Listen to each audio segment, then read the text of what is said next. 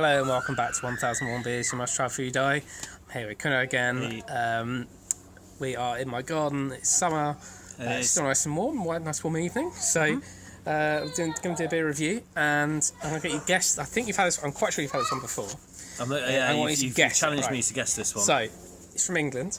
Okay. First brewed in 2008. Okay. It's 8%. Any guesses? 8% 2008. No. 8% 2008. No, go on. It's from Yorkshire. Sam Smith's. It is Sam Smith's. Yeah. Sam Smith's, superb, old school. Right, and which beer do you think it is? It's 8%. If it's 8%. Have they got some kind of imperial stout or something? This is Yorkshire Stingo. Yorkshire Stingo? You ever had it? No. Oh, I thought you might have had this one before. No, you're thinking, the colour's improved a little bit on the thing. There we go, Sam Smith's comes out and the colour comes back. You're thinking of the Spingo, the one in Cornwall, the brewery there, the Spingo brewery. I've not had this one. Well, I genuinely thought you'd had this one before. Well, here we go. Sam Smith. I'm looking forward to this. So this is Yorkshire Stingo. So get Mudgy and Cookie excited. 1758, aged in oak ale casks. So it's bottle conditioned. So that's exciting. Some of the oak casks at Sam Smith's date back to more than a century, with individual oak stays being replaced by the old brewery coopers over the years. Gradually, the casks soak in more and more of the character of the ale fermented in stone Yorkshire squares. Yorkshire Stingo's aged... Oh, excuse me. Yorkshire Stingo's aged for at least a year, matured in these well-used oak casks in the brewery's underground cellars, deriving fruit, raisin, treacle toffee, Christmas pudding and slightly oaky flavours before being further naturally conditioned and bottled. Sounds good. Allow time for you to settle before opening them and pour gently. So it has been settling. There is a picture on the back of said casks. Yes. Spin it round. There we go. Yep. And the design is far more modern than the other General Sam Smiths. Although, actually, they've changed the branding, because in the branding here, it looks like it's the old... Yeah, that's the old school branding, isn't it? But it was never... They've made it look old school. I think actually this was probably worth the rebrand. I think that looks quite neat, actually, what they've done there. So, would you like to have a read about it and read the tasting notes? I think you might be quite interested to learn about it while I crack it open. So...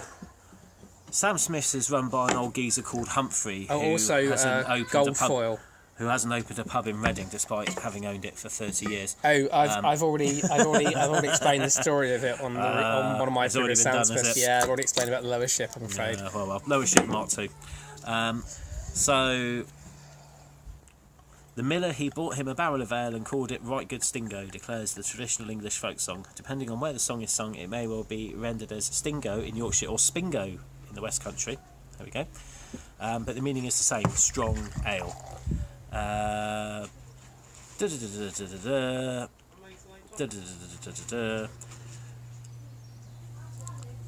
Although this is clearly a beer that has potential to develop with age, Smiths insist this is not its intent, and usually ages in a bottle condition. Usually ages this bottle conditioned beer for a year at the brewery and say that it's ready for consumption on release. Wooden cask aging, which you've done. Bottle condition, which you've done. Only time will tell if Yorkshire Stingo gets better with age, but I presume that's a relatively newish bottle in terms of off the production line. In terms of it being sat for a year. Had this beer come from any other brewery, it would have been launched with a fanfare and a splash of publicity. In typically understated fashion, Smiths ushered Yorkshire Stingo out through the back door with a blanket thrown over its head away from prying eyes, or like a rapist going to jail. And despite themselves, the brewers seem to have created a classic. Tasting notes. Deep, burnished copper brown in colour. Yep. Lots of dried fruit in the malt-driven aroma. Yep. Alongside some interesting leathery notes, we've got a Roy Garrow impersonator over the road. Sweetness on the tongue... Okay, so this is the tasting. Sweetness on the tongue turns into a woody, almost... How do you pronounce Vinous. That? Vinous, is it? Vinous dryness. Vinous dryness. That sounds like a dodgy indie band. With a creamy texture. I've got their second album. Oh, get you hipster. It's not as good as their early stuff, though. with a creamy texture and followed by a malty dried fruit finish. Okay, so it smells lovely. It does smell the part. It smells Absolutely. like basically like slightly caramelised dark fruits. Oh, is how I describe it. Smells of Christmas. Yeah. I'm really surprised you haven't had this beer before. No, well, I haven't had a huge amount. I mean, you go to the Sam's in London. I mean, back in the day, you used to go to Sam's in London for the only sensible cheap beer outside of a few Wetherspoons that were around. And I used to drink quite regularly from the fridge. Now, bottled beers were relatively competitive, and then about 3 or 4 years ago, the price of them went up hugely. The stuff on the bar, the draft was still dirt cheap, but the bottles went up to about £5-6 a go, and I thought, well, that's gone up to London prices, so I just stick with Man in a Box and OBB these days. Okay. So yeah, it's been a good while since I've had much Sam's. Well, should we give this one a go now? I think it's going to be quite nice indeed. I'm just going to guess it's going to be quite nice. So cheers. Cheers.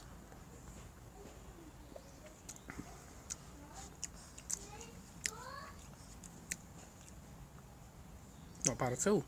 Yeah. It's quite. Oh, it changes. When it's in the mouth, it starts and it changes. I'm trying to think how to describe it. There's maybe a little bit too much carbonation on it to start with, but then I think once that dies down, you start getting the oak, the barrel aging. It's almost like a barley wine, really isn't kicks it? in at that point.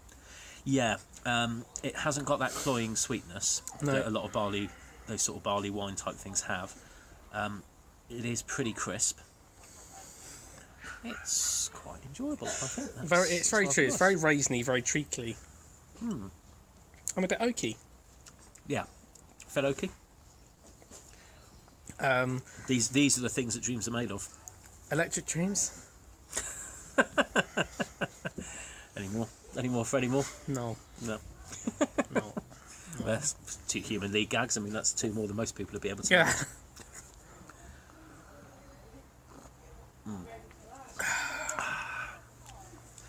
I'm getting into that as I go along. It's not bad at all.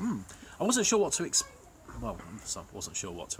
I mean, generally, when you get a description for most beers from your average brewery, you kind of go, okay, I've got an idea what this is going to taste like, and most of the time it doesn't particularly smash you one way or the other in terms of confounded logic. But with Sam's, you never quite know what you're going to get. No. Because they do like to do things in their own imitable fashion. That's a grower, that one. Yeah, I think so. It could do with a stir with a spoon, I think, just to get some of the carbonation out. Yeah. I think you get more flavour without the... I don't know if it's forced carbonated. Well, it says it's bottle conditioned. No, it's bottle conditioned. It's not forced carbonated. No, it's not. But there's a lot in there. It's not just a little bit of fizz. There's actual... You get those little random bits where you get the never-ending bubbles coming out like lemonade. So whatever they've done to it, it's highly impressive to get that much fizz in it. Oh, you're going to put this one on Twitter and tag in your various cronies who love Sam Smith's? Oh, yeah, I'm definitely... Well, I think you can post it onto Twitter and tag the cronies in. I can, yes. Smith's love. Yes. So, why is it they love Sam Smith so much? Well, Cookie likes Sam Smith's because basically he's a massive cheapskate, as far as I can work out. He just enjoys... Cookie's the ultimate consumer champion. He just enjoys cheap tasty beer, which and why not, to be honest? No. Why pay more? It's basically his motto. Here's an interesting question. I don't know if you know the answer. So, Sam Smith's, they're very, very clear. So it says here, bottled at Yorkshire's oldest brewery, established 1758. Now, so they make a great deal about the fact they're the oldest brewery. However, they only do one cask beer. Why is that? Because if you go to a pub, it's pretty much all keg beer. Yeah, Why is that? They used to do, well, back in the day, that was about sort of 10, 15 years ago, they did used to do 2. There was a second one. It just surprised me that their entire range is on keg and not cask. Well, I suppose they... When they are a traditional brewery. Yeah, I guess, I mean, obviously, with the OBB, I think the OBB is still... Is it still then in the big hogshead barrels? I think OBB... I don't think they do it in 9s. I think they tend to just ship the massive barrels down. Is that the cask one? Yeah, the cask OBB.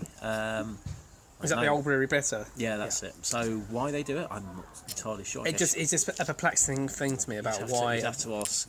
Humphrey's not going to tell me. Well, the thing is, I mean, Sam's as well. They do.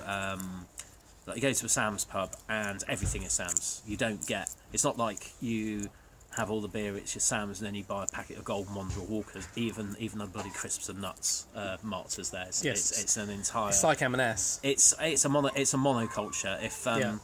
If you had a communist utopia, walking into a Sam's pub would give you an idea of what that might look like.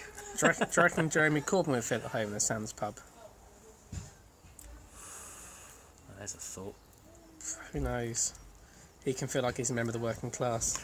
I suspect he wouldn't feel at home in a Sam's pub because he'd actually meet regular people. Politics. Let's not get into politics. Now. No. Well, I think so. Is there one in Islington? I don't know. I think it's fair to say that even though it is an old brewery and they're the oldest brewery in Yorkshire, they're also a very enigmatic, odd brewery. They are. The way they go about things is odd.